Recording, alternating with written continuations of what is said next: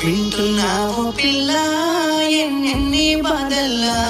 పడ్డంక ఒక్కటైతున్నామే నువ్వు నేనిలా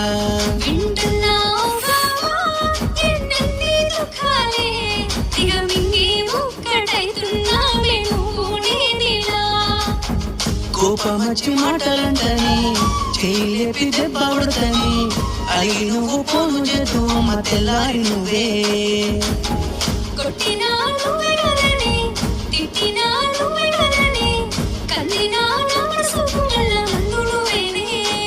మన బాధాలన్నీ రాయబోతే పల్లవి కన్నీళ్ళే రాసుకున్నవి చరణాలవి కన్నీళ్ళెందుకేమో పిల్ల పల్లవి ఈ లక్ష్మయ్య గుండెలు